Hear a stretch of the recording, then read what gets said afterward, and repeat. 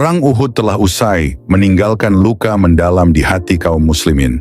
Kota Madinah yang sebelumnya tegak dengan wibawa, kini merasakan guncangan besar. Bukan hanya luka fisik yang membekas di tubuh para pejuang, tetapi juga luka batin yang menggores dalam.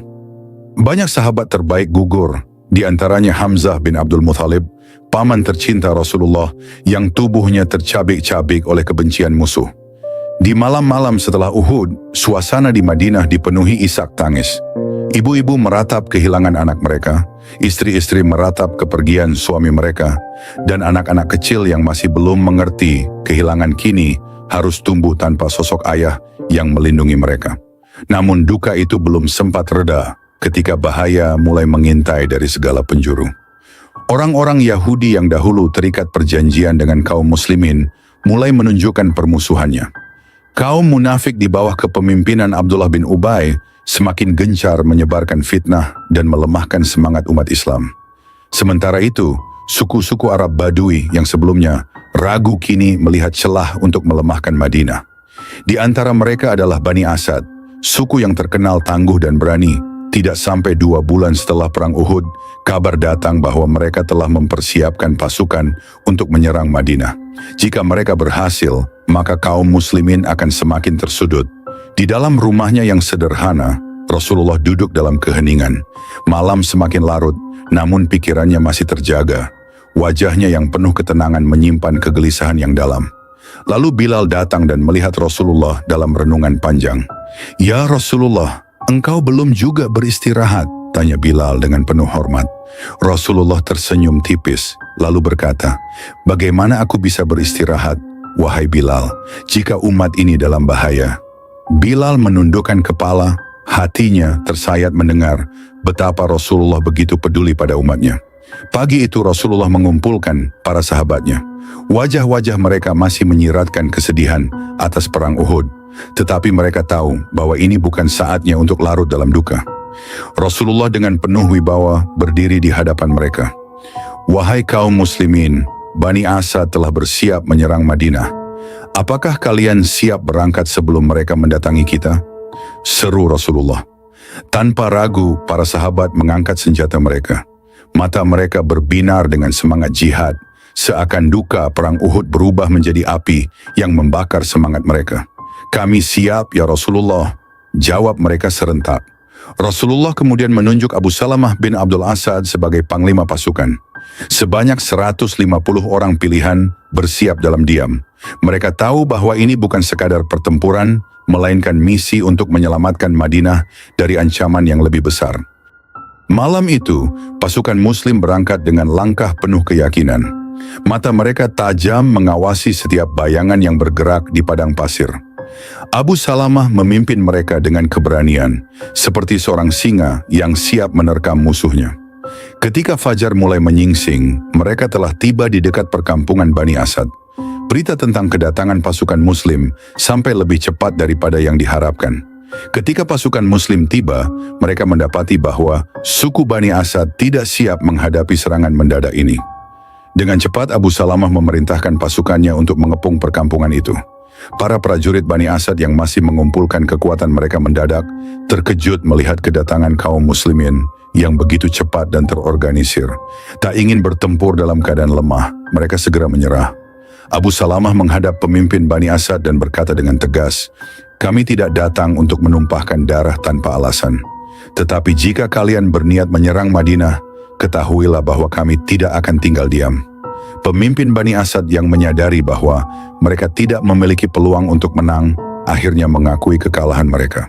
Dengan perjanjian yang dibuat, pasukan Muslim berhasil mengamankan Madinah dari ancaman besar sebelum bahaya sempat tiba. Dalam perjalanan pulang, Abu Salamah yang telah menunjukkan keberanian luar biasa merasakan sakit di tubuhnya. Luka-luka lama dari Perang Uhud ternyata belum pulih sepenuhnya. Setiap langkah terasa berat, tetapi ia tetap bertahan hingga mereka tiba kembali di Madinah. Setibanya di kota, Rasulullah menyambut mereka dengan wajah penuh kebanggaan. "Kalian telah berjuang dengan baik, kalian adalah perisai bagi Madinah dan umat ini," ucap Rasulullah dengan penuh penghargaan. Namun kebahagiaan itu bercampur dengan duka ketika Abu Salamah yang kelelahan akhirnya jatuh sakit parah. Rasulullah segera menjenguknya, duduk di sampingnya, dan menggenggam tangannya dengan penuh kasih sayang. "Wahai Abu Salamah, bersabarlah. Sesungguhnya Allah bersama orang-orang yang sabar," bisik Rasulullah dengan lembut. Abu Salamah tersenyum meski tubuhnya melemah. "Ya Rasulullah, aku hanya berharap agar perjuanganku tidak sia-sia. Aku ingin bertemu dengan Allah dalam keadaan ridha dan diridhai." Rasulullah mengusap kepala sahabatnya itu dan berdoa, "Ya Allah, ampunilah Abu Salamah, angkatlah derajatnya di antara hamba-hambamu yang syaleh, dan berilah keluarganya ketabahan." Tangis pun pecah di ruangan itu. Para sahabat yang menyaksikan kepergian Abu Salamah tidak mampu menahan air mata. Mereka kehilangan seorang pejuang yang setia, tetapi mereka tahu bahwa surga telah menunggunya. Serangan terhadap Bani Asad menjadi bukti bahwa kaum muslimin tidak akan membiarkan ancaman mendekati mereka tanpa perlawanan. Kemenangan ini juga menjadi penguat semangat mereka setelah keterpurukan di Perang Uhud. Meskipun kehilangan sahabat-sahabat terbaik, mereka tetap melangkah maju dengan keyakinan bahwa Allah selalu bersama mereka. Rasulullah pun terus membangun kembali kekuatan umat, mempersiapkan mereka menghadapi tantangan yang lebih besar di masa mendatang. Peristiwa ini hanyalah awal dari perjalanan panjang perjuangan Islam yang penuh dengan pengorbanan, kesabaran, dan keimanan yang teguh. Bulan Syafar tahun keempat Hijriah, angin gurun berhembus pelan membawa butiran debu yang menari di udara. Utusan dari suku Adl dan Qoroh mendatangi Rasulullah dengan wajah penuh harap dan keyakinan. Mereka mengajukan permohonan, suara mereka bergetar seolah menahan gejolak di dalam dada. "Wahai Rasulullah, kami datang membawa permohonan dari kaum kami. Kami ingin belajar Al-Quran dan ajaran agama dari para sahabatmu," ujar mereka dengan penuh kesungguhan. Rasulullah melihat mereka dengan tatapan lembut. Beliau memahami betapa pentingnya dakwah dan menyebarkan cahaya Islam ke penjuru jazirah. Tanpa ragu, beliau mengutus 10 orang sahabat terbaiknya, dipimpin oleh Hashim bin Sabit, untuk memenuhi permintaan tersebut. Matahari bersinar terik saat rombongan kecil itu melangkah meninggalkan Madinah. Mereka berjalan dengan hati penuh keyakinan, membawa risalah suci dalam genggaman. Namun, di tengah perjalanan, tepatnya di sebuah tempat bernama Ar-Raji', pengkhianatan keji telah menunggu mereka. Suku yang sebelumnya berjanji untuk menerima dakwah, ternyata telah menjalin kesepakatan licik dengan Bani Lihyan. Dengan tiba-tiba, 100 pemanah mengepung mereka dari segala arah. Hashim bin Sabit segera memahami bahwa mereka telah dijebak. "Ini pengkhianatan," seru salah seorang sahabat. "Jangan gentar, kita berjuang di jalan Allah," tegas Hashim bin Sabit menghunus pedangnya. Namun jumlah mereka jauh lebih sedikit dibandingkan pasukan musuh. Pertempuran berlangsung sengit. Satu persatu sahabat gugur dengan darah suci membasahi tanah kering. Hanya tersisa Khubayb bin Adi dan Zaid bin Datsina yang ditangkap hidup-hidup dan dibawa ke Makkah sebagai tawanan. Kedua sahabat ini dijual sebagai budak.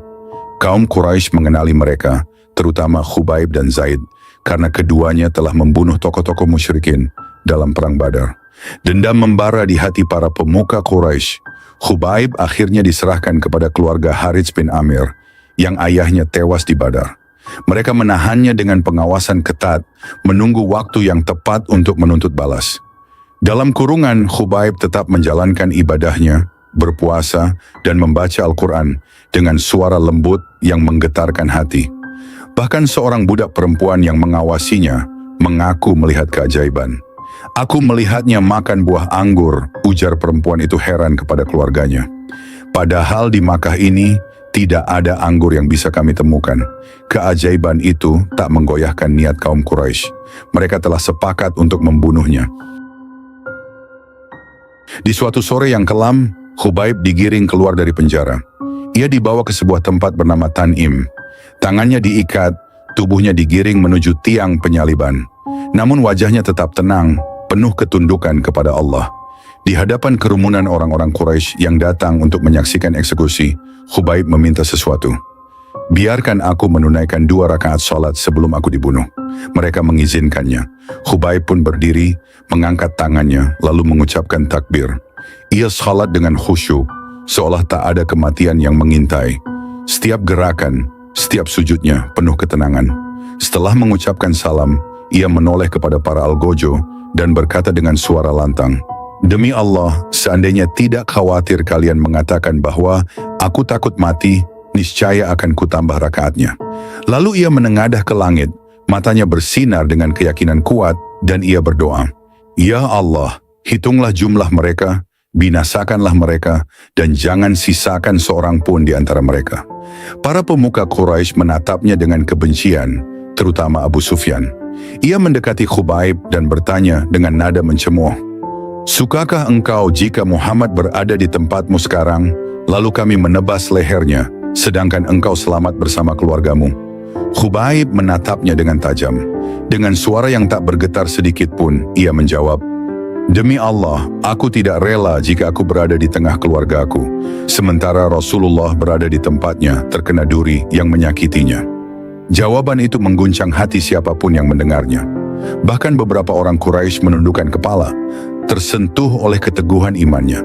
Namun, kebencian telah membutakan hati mereka. Tanpa belas kasihan, mereka menyalib Khubaib dan menikamnya dengan tombak. Darah mengalir dari tubuhnya, membasahi tanah Tanim.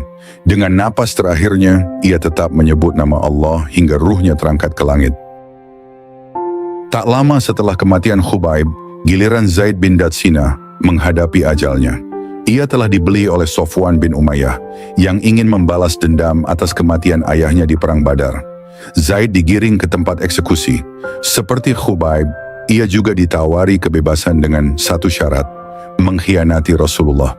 "Bagaimana menurutmu Zaid?" tanya salah seorang pemuka Quraisy. "Apakah kau ingin berada di tempatmu ini, sementara Muhammad berada di tempatmu dan kami menebas lehernya?" Zaid tersenyum tipis, meskipun tubuhnya penuh luka. Dengan suara lirih namun tegas, ia menjawab, "Demi Allah, aku lebih memilih mati daripada melihat Rasulullah tertimpa kesusahan sekecil apapun." Kata-katanya menusuk hati mereka yang mendengarnya. Hingga Abu Sufyan sendiri yang menyaksikan keteguhan iman dua sahabat ini berkata lirih, "Aku tidak pernah melihat seseorang yang begitu mencintai pemimpinnya seperti para sahabat Muhammad mencintainya." Namun hati para algojo telah membatu. Tanpa ragu mereka menebas leher Zaid bin Datsina, membiarkan tubuhnya roboh di tanah, bergabung dengan para syuhada lainnya. Kematian Khubaib dan Zaid bin Datsina bukanlah akhir. Kisah keberanian mereka terus bergema, menjadi bukti keteguhan iman yang tak tergoyahkan. Mereka telah menyerahkan nyawa mereka dengan penuh keyakinan, memilih syahid daripada mengkhianati Rasulullah. Berita tentang kesyahidan mereka sampai ke Madinah.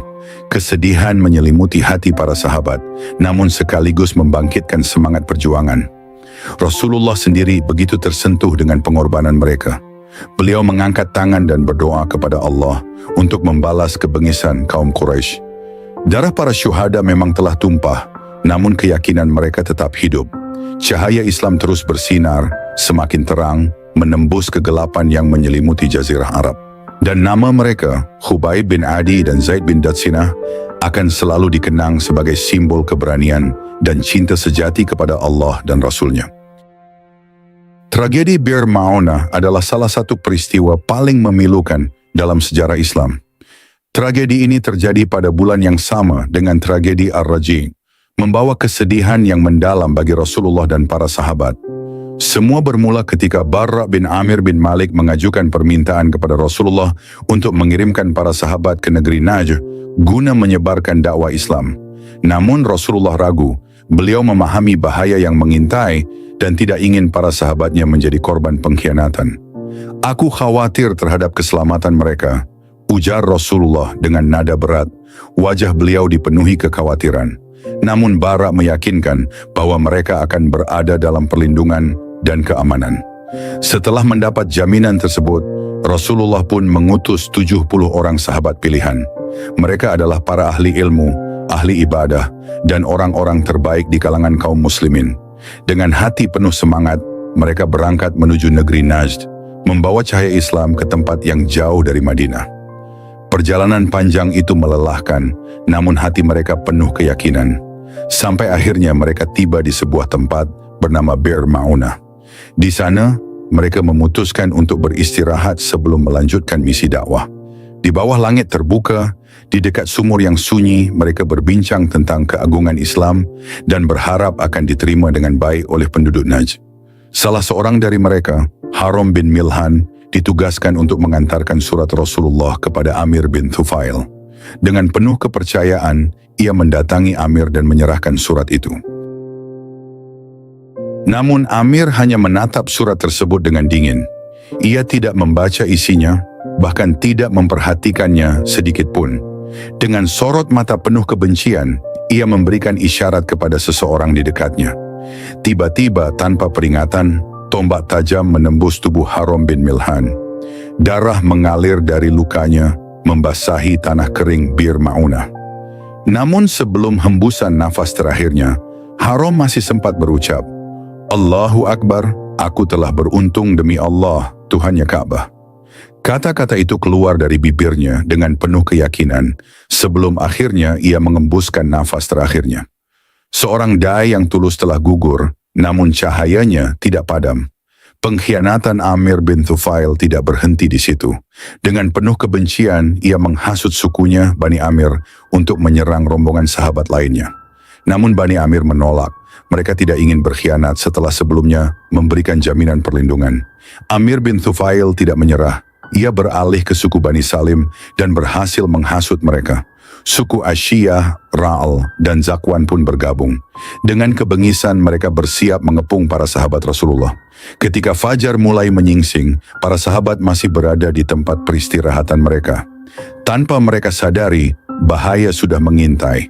Tiba-tiba suara derap langkah kuda dan pekikan perang menggema di udara. "Serangan! Mereka menyerang kita!" teriak salah seorang sahabat.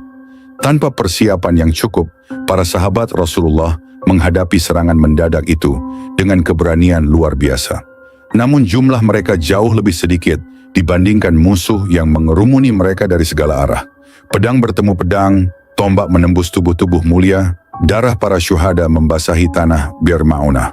Satu persatu mereka gugur dengan menyebut nama Allah. Tidak ada ketakutan dalam hati mereka, hanya keyakinan bahwa mereka akan bertemu dengan Rabb mereka dalam keadaan syahid. Tidak ada yang tersisa kecuali satu orang yang pura-pura mati di antara tumpukan jenazah para sahabat. Dialah yang kelak membawa berita duka ini kembali ke Madinah. Ketika berita itu sampai kepada Rasulullah, kesedihan mendalam menyelimuti hati beliau. Rasulullah terdiam, wajahnya terlihat begitu muram. Air mata jatuh membasahi pipi beliau. Tragedi ini lebih dari sekadar kehilangan para sahabat. Ini adalah pengkhianatan yang menyayat hati. Beliau menundukkan kepala, suaranya bergetar saat berkata, "Ini bukan sekadar kehilangan, ini adalah pengkhianatan yang memilukan." Tidak hanya sekadar merasakan kesedihan, Rasulullah juga mengungkapkan kemarahannya dengan melakukan qunut nazilah dalam salatnya. Dalam doa-doanya, beliau meminta kehancuran bagi suku-suku yang telah melakukan pembantaian terhadap para sahabatnya. Selama 30 hari berturut-turut, dalam setiap salat, beliau mendoakan kebinasaan bagi suku Asyiyah, Ra'al, dan Zakwan. Setiap kali Rasulullah mengangkat tangannya dalam qunut nazilah, suara beliau bergetar oleh kesedihan dan kemarahan. Para sahabat yang menyaksikannya pun tak kuasa menahan air mata mereka. "Ya Allah, binasakanlah mereka. Ya Allah, hukumlah mereka atas pengkhianatan mereka." Suasana di Madinah dipenuhi kesedihan. Para sahabat yang masih hidup merasakan kehilangan mendalam. Di antara mereka ada istri-istri yang kini menjadi janda, anak-anak yang kehilangan ayah, dan saudara-saudara yang meratap atas kehilangan orang-orang terkasih mereka. Namun di balik duka yang mendalam ini, keimanan mereka tidak goyah. Mereka memahami bahwa saudara-saudara mereka telah mencapai syahid dan surga telah menanti mereka. Meski hati mereka terluka, mereka tetap berpegang teguh pada janji Allah. Tragedi Bir Ma'unah bukan hanya tentang kehilangan, tetapi juga tentang kesetiaan, keberanian, dan pengorbanan. Para sahabat yang gugur di sana telah memberikan nyawa mereka demi agama ini. Dan meski mereka telah pergi, kisah mereka tetap hidup, menjadi pelajaran bagi generasi setelahnya, bahwa kebenaran selalu memiliki harga yang mahal. Rasulullah tidak pernah melupakan mereka. Hingga akhir hayatnya, beliau mengenang para sahabatnya yang gugur dengan penuh kasih sayang. Tragedi ini menjadi pengingat bahwa perjuangan Islam tidak pernah mudah, tetapi selalu memiliki ganjaran yang besar bagi mereka yang tetap teguh di jalan Allah. Di atas tanah Bir Ma'unah, darah para syuhada telah tertumpah, namun cahaya Islam tidak pernah padam, dan sejarah akan selalu mengingat mereka sebagai bukti keteguhan iman dan keberanian dalam menghadapi pengkhianatan yang paling keji.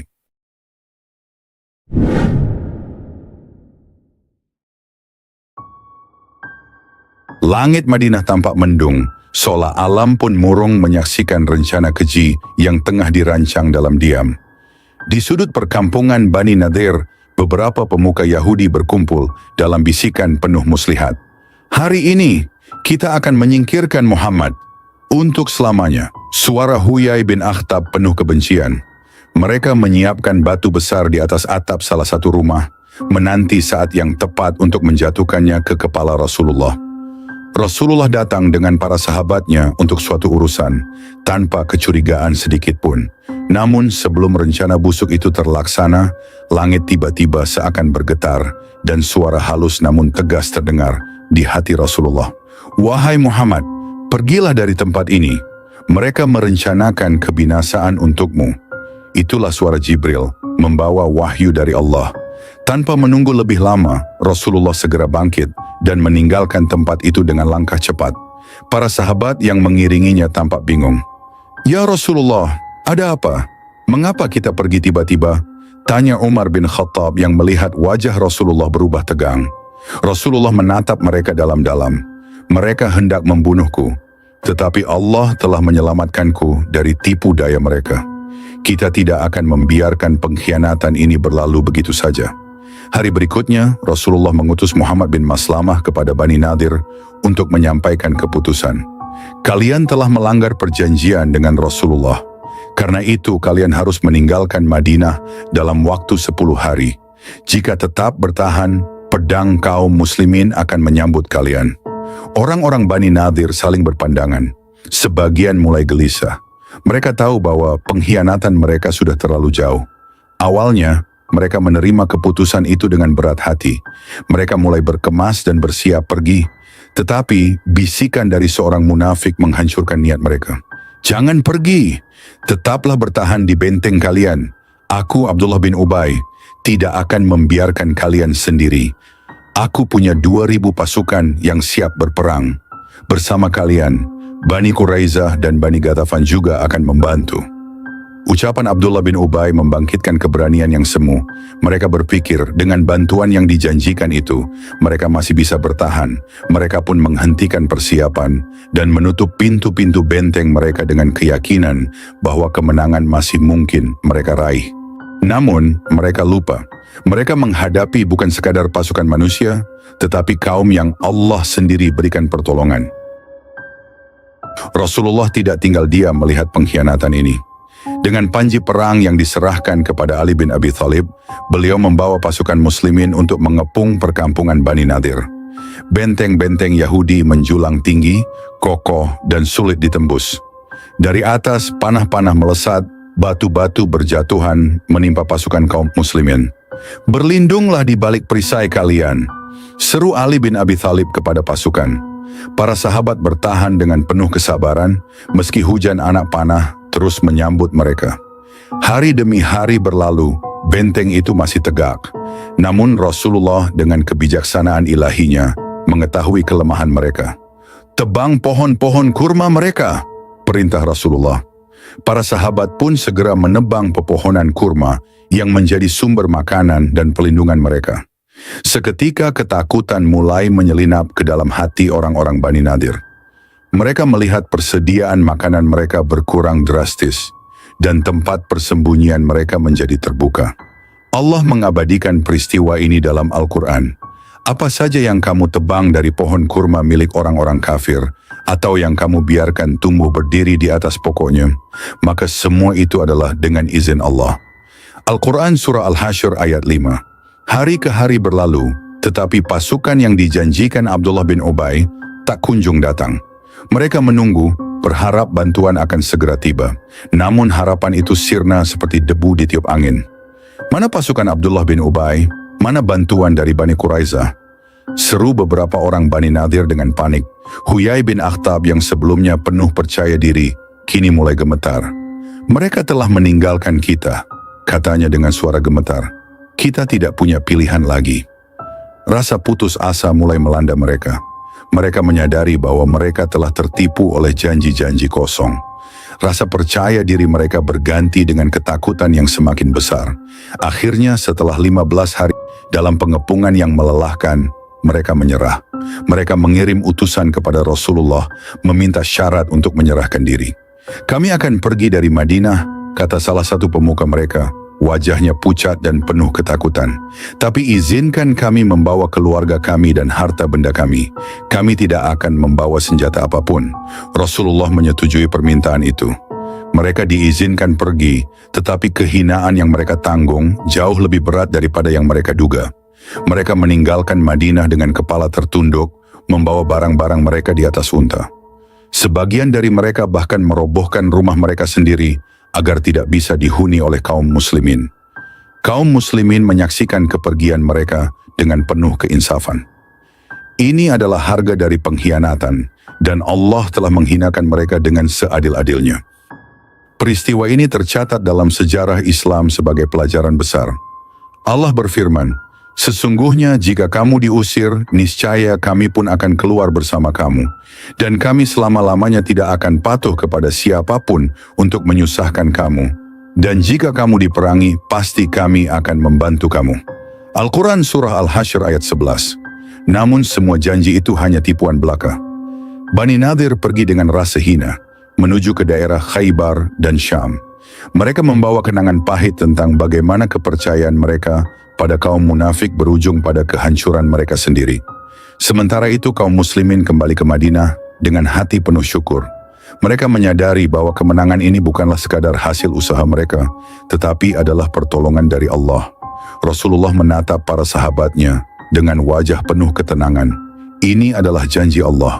Barang siapa berkhianat, maka Allah akan membalasnya dengan kehinaan. Dan barang siapa beriman dan bertakwa, maka Allah akan memuliakannya. Di kejauhan, langit yang semula mendung kini mulai terang kembali, seakan merestui keadilan yang telah ditegakkan di bumi Madinah.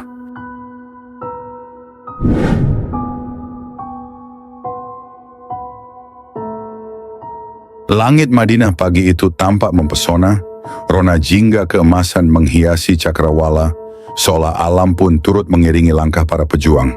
Di antara bangunan-bangunan masjid dan riuh rendah doa umat, pasukan muslim sudah bersiap. Di padang terbuka Madinah, 1.500 prajurit Islam dengan pedang dan tombak di tangan, mengenakan zirah yang sederhana namun penuh makna, berdiri teguh. Di balik wajah-wajah penuh tekad itu, tersembunyi iman yang tak tergoyahkan, keyakinan bahwa pertolongan Allah pasti menyertai setiap langkah mereka. Di tengah barisan pasukan, Rasulullah Shallallahu Alaihi Wasallam berdiri anggun. Tatapannya menembus setiap hati yang hadir. Ada ketegasan seorang pemimpin, sekaligus kelembutan seorang ayah yang mengasihi umatnya. Suaranya yang lembut, namun penuh wibawa menggema di udara, mengajak setiap jiwa untuk bersatu dalam satu tekad. Wahai saudara-saudaraku, hari ini kita memenuhi janji yang telah Allah tetapkan untuk kita. Janganlah gentar, karena Allah bersama kita. Ingatlah, kemenangan bukanlah ditentukan oleh jumlah pasukan, melainkan oleh ketakwaan dan pertolongan Allah. Ucap Rasulullah sambil menatap lurus ke mata setiap prajurit. Kata-kata itu menggugah, mengalir seperti embun pagi yang menyegarkan hati, menumbuhkan keberanian dalam jiwa yang sempat gentar. Di antara barisan terdengar desah napas dan bisikan doa, "Ya Allah, tuntunlah kami di jalan-Mu," yang mengiringi langkah-langkah mereka menuju medan pertempuran. Sementara itu, di Mekah, bayangan berbeda mulai tersulam. Abu Sufyan, pemimpin kaum musyrikin, tengah mengumpulkan pasukannya dengan jumlah yang mencapai 2.000 prajurit. Namun di balik semangat yang dulu menyala, sekarang tersimpan keraguan. Abu Sufyan berdiri di tengah-tengah barisan pasukannya di sebuah ruang pertemuan yang remang. Matanya yang dulu penuh keyakinan, kini tampak luntur. Pengalaman pahit perang Badr yang pertama dan kekalahan di Uhud masih menghantui benaknya. Suara gemuruh langkah pasukan yang telah kalah di masa lalu bergema dalam ingatannya, membuat hatinya ragu apakah pasukannya benar-benar siap menghadapi musuh yang kini tampak semakin mantap. Dalam suasana yang hening itu, Abu Sufyan mendekati para komandan dengan suara berat. "Saudaraku, apakah kalian tak merasa gentar? Aku sendiri diliputi keraguan. Apakah kita benar-benar siap? Jika kita terus maju, kita mungkin akan menambah derita dan kehinaan bagi kaum Quraisy." Seorang komandan muda dengan suara gemetar menjawab, "Wahai Abu Sufyan, mungkin kita perlu mempertimbangkan kembali agar kehormatan kita tak ternoda oleh kekalahan yang akan menimpa kita lagi." Mendengar itu, wajah Abu Sufyan tampak menyempit. Dalam kebimbangan yang mendalam, ia menghentikan perjalanan pasukannya. Keringat dingin mulai membasahi pelipisnya, dan dengan suara yang penuh keputusasaan, ia berseru, "Wahai kaum Quraisy, aku katakan, kita tidak perlu melanjutkan perjalanan ini. Perang kali ini tidak akan menguntungkan kita. Lebih baik kita kembali ke Mekah dengan hati yang tenang, daripada berjuang dalam kekalahan lagi." Suasana pun seketika berubah. Pasukan yang tadinya penuh semangat mulai saling berpandangan. Ada yang terlihat ragu, ada pula yang menundukkan kepala, menyadari bahwa keyakinan mereka telah retak. Satu persatu, mereka mundur mengikuti arahan Abu Sufyan tanpa banyak perlawanan, hingga akhirnya seluruh pasukan Quraisy berbalik arah dan kembali ke Mekah, meninggalkan medan pertempuran yang kini hanya diisi oleh keheningan dan sisa-sisa keberanian. Sementara Abu Sufyan dan pasukannya terpaksa mundur, Rasulullah dan 1.500 pasukan Muslim tiba di Badar dengan penuh keyakinan. Mereka telah menempuh perjalanan jauh dengan penuh doa dan harapan, menunggu tanda kehadiran musuh yang telah bersumpah akan bertemu kembali dalam pertempuran. Namun, waktu berlalu tanpa tanda-tanda kedatangan pasukan Quraisy. Di tengah keheningan medan Badar, seorang prajurit muda mengangkat wajahnya ke langit yang mulai meredup. Dan dengan suara lirih namun penuh tanya, ia berseru, "Ya Allah, apakah mereka takut menghadapi kami?" Suara itu seakan menjadi pertanyaan yang menggantung di udara, memantul di antara gunung dan bukit, menunggu jawaban dari Sang Pencipta. Tak lama kemudian, kabar mengenai keputusan mundurnya pasukan Quraisy pun mengalir cepat ke telinga Rasulullah. Sejenak wajah beliau yang tenang tersungging senyum tipis, tanda bahwa Allah telah mengabulkan janjinya. Para sahabat pun saling bertukar pandang, ada yang mengusap wajah dengan rasa syukur, ada pula yang terdiam, menyadari bahwa kemenangan yang diperoleh bukanlah karena pertumpahan darah, melainkan karena pertolongan Allah yang menyelimuti mereka. Takbir menggema di angkasa, "Allahu Akbar, Allahu Akbar." Seru mereka serempak, menggetarkan hati setiap muslim yang hadir, seakan membuktikan bahwa iman lebih kuat dari segala kekuatan duniawi. Di antara kerumunan itu, suara Rasulullah kembali terdengar dengan lembut namun tegas. "Ingatlah, kemenangan adalah milik mereka yang bertakwa dan selalu mengandalkan pertolongan Allah." Ucapan itu meneguhkan hati para pejuang, membuat mereka merasa bahwa perjuangan mereka telah memperoleh restu ilahi. Kemenangan moral itu, meskipun tanpa pertempuran yang berdarah, menandai titik balik yang besar bagi kaum muslimin di Jazirah Arab. Setelah momen kemenangan yang mengharukan itu, suasana di Badar berubah menjadi perayaan yang penuh keikhlasan. Meskipun tidak terjadi pertempuran besar, rasa syukur dan kebanggaan tak terhingga tercermin di setiap wajah. Para sahabat saling berpelukan, mengucap syukur kepada Allah yang telah memuliakan mereka. Di antara mereka, seorang sahabat muda, Ubaidullah, menatap ke arah langit dan berkata dengan suara penuh haru, "Sesungguhnya ketika Allah berkehendak menundukkan musuh, Dia tidak perlu menumpahkan darah, hanya dengan menjauhkan mereka dari medan pertempuran. Dia telah memberikan kemenangan bagi hamba-hambanya." Ucapan itu mengalir lembut di antara mereka, seakan menguatkan iman yang sudah kokoh. Rasulullah mendekati para sahabat, memandang mereka dengan mata penuh kasih, lalu berkata, Ingatlah wahai saudaraku, bahwa hari ini bukanlah kemenangan semata, melainkan pembuktian bahwa keimanan dan ketakwaan kalian lebih berharga daripada segala kekuatan dunia. Teruslah berjuang di jalan Allah. Semangat itu menyebar, menyalakan api kepercayaan dan harapan di hati setiap muslim. Mereka menyadari bahwa kemenangan hari ini adalah awal dari sebuah era baru, era di mana kebenaran dan keimanan akan selalu menjadi tameng yang melindungi mereka. Setelah kegembiraan itu mereda, malam di Badar menjadi waktu bagi setiap pejuang untuk merenung. Di bawah langit malam yang bertabur bintang, para pejuang muslim berkumpul dalam keheningan. Suara doa bergema, saling menguatkan satu sama lain. Di tengah keremangan itu, seorang prajurit tua duduk sendiri di pinggir tenda, matanya yang lelah memandang ke langit. Dia bergumam, "Wahai Allah, ampuni kami atas segala kekhilafan dan berikanlah kami kekuatan untuk terus berjalan di jalan-Mu, meski badai takdir seringkali mengguncang kami." Di sampingnya seorang pemuda mendekat. "Kenapa engkau terlihat begitu murung?" Prajurit tua menghela napas. "Anakku, kemenangan ini manis, tapi aku merasa berat di hati. Aku ingat betapa kerasnya perjuangan kami dan betapa besar pengorbanan yang telah kami rela untuk mempertahankan iman kami. Kita telah melihat musuh yang mundur tanpa pertempuran, namun perjuangan hati ini tak pernah mudah." Pemuda itu tersenyum sedih. "Semua ini adalah ujian.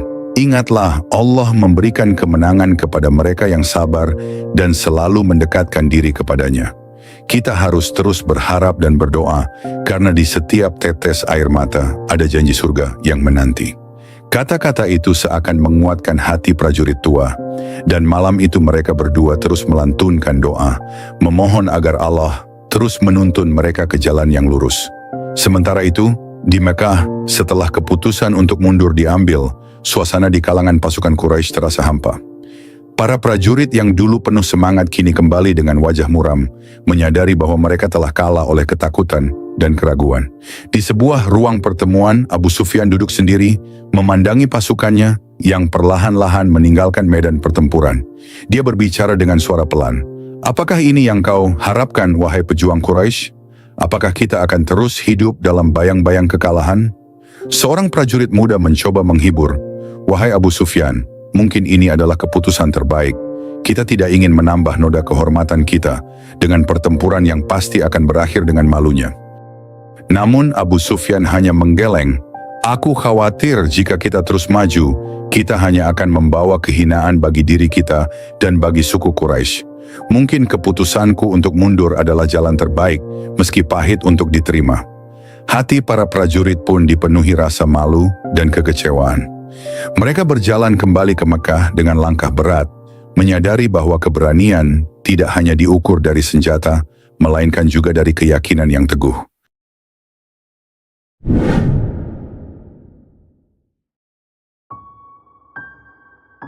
Enam bulan telah berlalu sejak kejadian di Badar.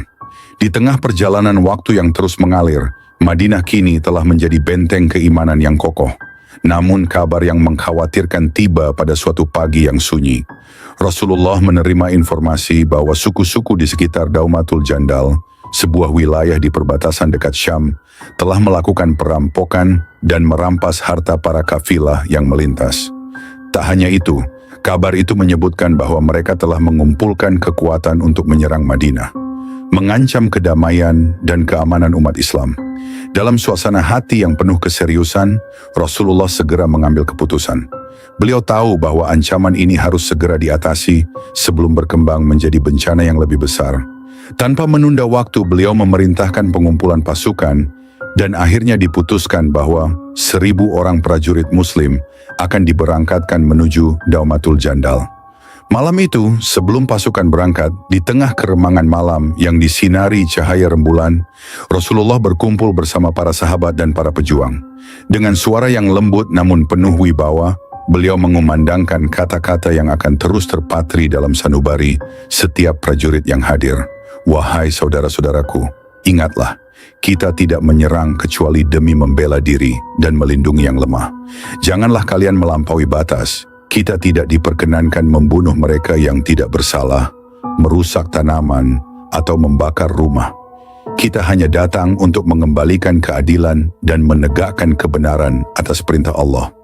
Suasana hening sejenak menyelimuti barisan pasukan yang mendengarkan dengan saksama. Di antara mereka, seorang pemuda bernama Amir, matanya berkaca-kaca karena terharu, berbisik kepada teman sebelahnya. Betapa mulianya hati Rasulullah. Aku merasa seolah-olah setiap katanya adalah sumber kekuatan yang akan menuntun kami melalui segala cobaan. Teman sebelahnya mengangguk. Semoga Allah selalu bersama kita dan memberikan kemenangan yang hakiki. Dengan keyakinan yang semakin membara, 1000 prajurit itu pun bersiap untuk berangkat. Persiapan telah dilakukan dengan penuh disiplin. Para pasukan mengemas perbekalan, senjata, dan perlengkapan yang diperlukan untuk perjalanan jauh melintasi padang pasir yang panas dan tandus. Doa-doa terus terucap mengiringi langkah-langkah mereka yang akan menempuh perjalanan panjang menuju Daumatul Jandal. Pagi itu, sinar matahari baru saja menyingsing, menerangi Madinah dengan cahaya keemasan yang hangat. Pasukan Muslim pun berangkat dengan penuh tekad, meninggalkan kota yang telah lama menjadi saksi perjuangan dan keimanan mereka. Perjalanan menuju Daumatul Jandal bukanlah perjalanan yang mudah. Mereka harus menyeberangi hamparan pasir yang tak berujung di bawah terik matahari yang menyengat. Di tengah perjalanan, seorang prajurit tua, Malik, yang telah banyak berpengalaman dalam perjalanan di padang pasir, berkata sambil menyeka keringat dari dahinya, "Saudaraku, setiap langkah ini adalah ujian. Ingatlah, di setiap butir pasir yang kita pijak, tersimpan doa dan pengorbanan kita. Semoga Allah melimpahkan rahmat-Nya kepada kita." Seorang pemuda lainnya, Farid, menjawab penuh semangat, "Aku percaya dengan iman yang kita genggam, kita akan tiba di sana dengan selamat. Allah tidak akan pernah meninggalkan hamba-Nya yang setia." Dialog-dialog penuh haru dan keyakinan itu mengalir seiring perjalanan mereka. Langkah demi langkah mereka menapaki padang pasir, sementara angin panas menerpa wajah-wajah mereka yang penuh harapan. Di antara deru angin dan gemuruh pasir, doa-doa mereka seakan menyatu dengan debu yang berterbangan, membentuk ritme perjuangan yang tak terucapkan. Waktu bergulir dan perjalanan terus berlangsung dengan penuh kehati-hatian. Para prajurit terus saling menyemangati, berbagi kisah-kisah perjuangan yang pernah mereka alami, serta mengingat kembali setiap momen kemenangan yang telah mereka raih bersama Allah. Perjalanan ini bukan hanya tentang menempuh jarak, melainkan juga tentang menguji keimanan dan ketabahan hati. Setelah menempuh perjalanan yang panjang dan melelahkan, akhirnya pasukan Muslim tiba di Daumatul Jandal. Namun, yang mereka temui tidaklah seperti yang diduga. Saat memasuki wilayah itu, mereka mendapati suasana yang sunyi. Tidak ada suara riuh para musuh, tidak ada tanda-tanda pertempuran yang sedang berlangsung. Rumah-rumah tampak ditinggalkan dengan tergesa-gesa. Pintu-pintu terbuka, jendela pecah, dan jejak kaki berserakan di atas pasir, menandakan bahwa penduduk wilayah itu telah lari dalam ketakutan. Di tengah kebingungan itu, salah seorang prajurit, seorang pemuda, memandang sekeliling dengan mata penuh heran. Dengan suara pelan ia berkata kepada rekannya, "Saudaraku, lihatlah, mereka telah pergi sebelum kita tiba. Tak seorang pun berani menghadapi kita. Apakah ini tanda bahwa Allah telah memberikan kemenangan kepada kita tanpa harus bertempur?" Sahabat lain mengangguk sambil menatap langit yang cerah. "Insya Allah, ini adalah bukti bahwa Allah selalu menyertai hamba-hambanya yang taat. Kemenangan ini bukan ditentukan oleh jumlah, melainkan oleh ketakutan yang telah kita tanam dalam hati musuh." Tak lama kemudian, Rasulullah memimpin pasukan untuk memeriksa keadaan wilayah itu. Dengan pandangan yang penuh kebijaksanaan, beliau berjalan di antara reruntuhan dan jejak kaki yang tertinggal di pasir. Dalam keheningan yang syahdu, beliau berkata, "Inilah kemenangan tanpa peperangan. Allah telah menjadikan mereka gentar sebelum kita tiba." Suara Rasulullah yang lembut namun penuh ketegasan menggetarkan hati setiap para sahabat yang mendengarnya. Mereka pun terdiam, menyadari bahwa pertolongan Allah telah datang dengan cara yang tak terduga. Di sisi lain, di antara para sahabat, seorang sahabat muda mengangkat tangannya dengan suara bergetar. "Ya Allah, kami bersyukur atas karunia-Mu.